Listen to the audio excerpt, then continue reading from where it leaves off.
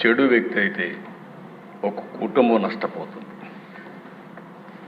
అదే వ్యక్తి చెడు వ్యక్తిగానే పాలకుడు నేరస్తుడైతే, దోపిడీదారుడైతే ఆ రాష్ట్రం మొత్తం నష్టపోతుంది. అదే రాష్ట్రం మనలాగానే మన ఆంధ్రప్రదేశ్ మాదిరిగా ఉంటుంది. అదే చెప్పాను నేను ముందుగా. ఆ రోజు వివేకానంద గారు ఏదైతే కొటేషన్ చెప్పారో, స్ఫూర్తి చెప్పారో అది మనకు వర్తిస్తుంది. నేను దండం పెట్టి అడిగాను 2019లో, ఈసారి కానీ మనం తప్పు చేస్తే చాలా ఇబ్బందులు వస్తాయని. కానీ ప్రజలు కూడా ఆ రోజు ఆశపడ్డారు, ఏదో చేస్తాడని నమ్మారు.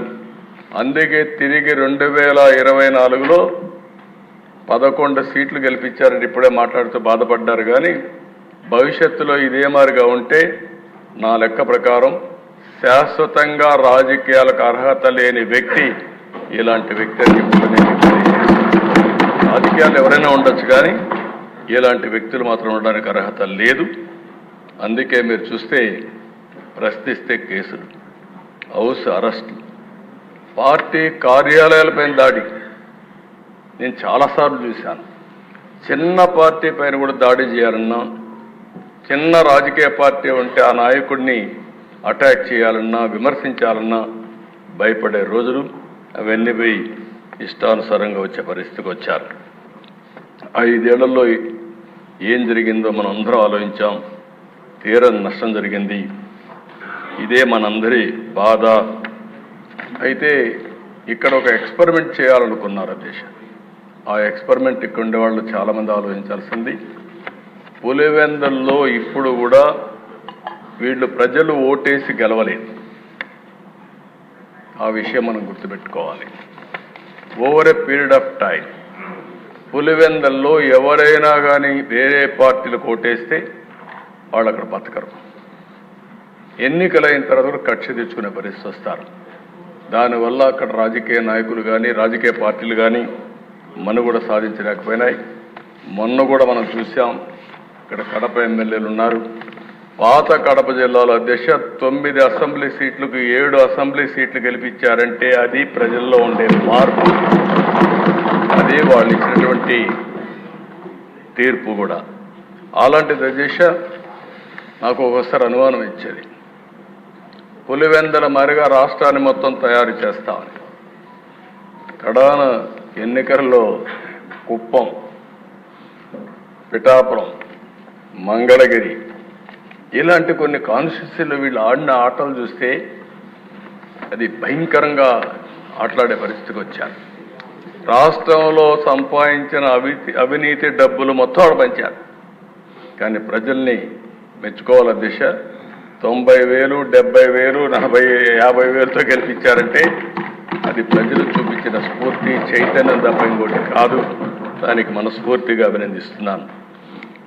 పులివెందుల ఎక్స్పెరిమెంట్ ఫెయిల్ అయింది.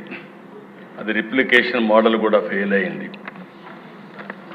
అయితే దిశ నాకు ఒక అనుభవం కూడా ఉంది. ఇక్కడ ఒక 20-25 కాన్స్టిట్యున్సీల్లో ఇనానమస్గా చేసుకోవాలని ప్రయత్నం చేశారు, ఎవరిని పోటీ చేయనివ్వకుండా. కానీ ఈరోజు మాచర్ల మీరు చూశారు.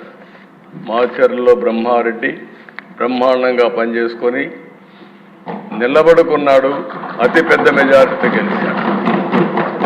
అలాంటి అధ్యక్ష చాలా నియోజకవర్గాల్లో క్యాండిడేట్లు ఎక్కడైతే గట్టిగా నిలబడుకున్నారో అక్కడ గెలవగలిగారు. దానికి కారణం ఈ దుర్మార్గమైన పాలన పోవాలని చెప్పి ఆలోచించి తీర్పిచ్చే పరిస్థితికి వచ్చారు. అందుకే అధ్యక్ష రాష్ట్రంలో చర్చ కూడా జరగాల్సిన అవసరం ఉంది.